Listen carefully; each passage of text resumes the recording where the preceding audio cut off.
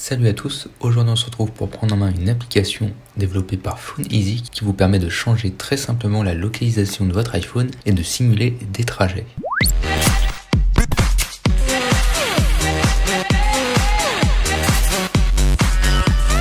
Comme dit précédemment, on se retrouve aujourd'hui pour prendre en main l'application Moggo qui est développée par PhoneEasy et qui vous permet de changer la localisation GPS de votre iPhone en un clic ainsi que de simuler des trajets. Moggo vous permet donc de vous téléporter instantanément en changeant la position GPS de votre iPhone et ce partout dans le monde, de simuler des déplacements sur des routes ou des chemins au travers des cartes GPS et enfin de suivre des itinéraires GPS que vous avez préalablement enregistré ou trouvé sur internet au format GPX. Moggo fonctionne sur macOS et Windows avec les dernières versions d'iOS 15 et les derniers iPhones. Moggo vous permet donc de simuler des trajets, ce qui peut être bien utile dans des applications type Pokémon Go par exemple, ou bien encore pour faire croire à vos amis que vous vous situez ailleurs, par exemple sur la carte Snapchat. Comme dit précédemment, ça s'applique à plusieurs types d'applications qui vont exploiter le mécanisme de géolocalisation GPS. On pense notamment donc à Pokémon Go, mais aussi à tout ce qui est réseaux sociaux ou Tinder par exemple. Voilà pour la présentation rapide de Moggo. On se propose maintenant de le tester en conditions réelles avec, comme on peut le voir ici, Moggo lancé sur macOS. On rappelle que c'est aussi disponible sur Windows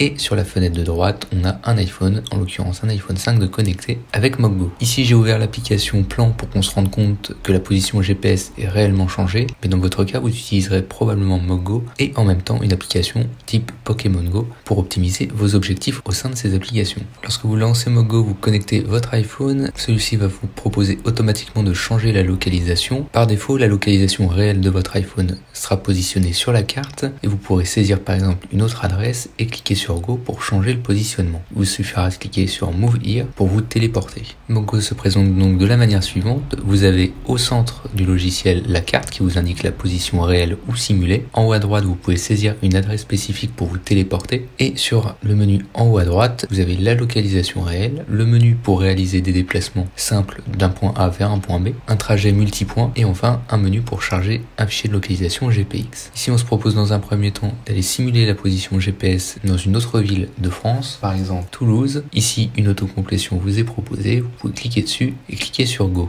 Ici, vous pouvez cliquer sur Move Here et comme on devrait le voir, ici à droite, le point GPS de l'iPhone bouge pour aller à la localisation que nous avons définie. En l'occurrence, on va retourner sur Paris. Et maintenant que nous sommes sur Paris, on va simuler un trajet d'un point A vers un point B. Ici, on se situe à cet endroit-là et on va par exemple simuler un trajet pour se rendre juste ici. On nous indique la distance à parcourir, ici environ 200 mètres et on peut cliquer sur Move Here.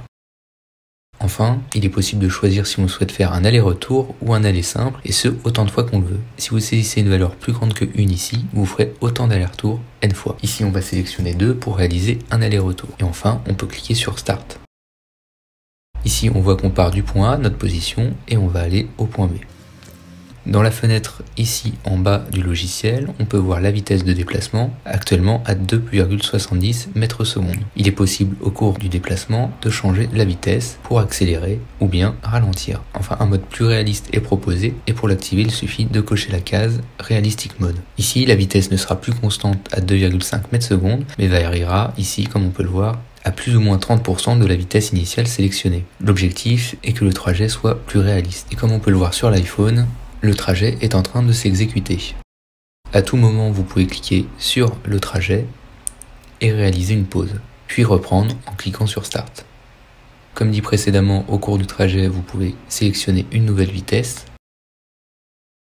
Ici, comme nous avons sélectionné un aller-retour, on va du point A au point B, puis inversement du point B au point A. Et une fois arrivé au point A, le trajet sera terminé.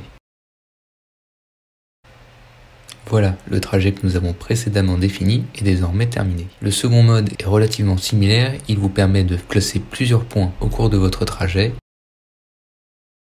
Ici par exemple, on a placé 4 points et on peut cliquer sur Move Here de la même manière pour réaliser le trajet. Attention cependant, par défaut, le logiciel ne va pas forcément recalculer l'itinéraire en passant par les routes. Avec ce mode-là, vous pouvez passer littéralement au-dessus des bâtiments, ce qui n'est parfois pas très réaliste. Mais pour combler cela, il est aussi possible, au lieu d'utiliser le mode automatique, d'utiliser les flèches directionnelles afin de se déplacer. Ici, vous pouvez orienter la direction du déplacement, on peut le voir ici avec la flèche qui bouge, et cliquer sur le petit bouton Start pour simuler le déplacement.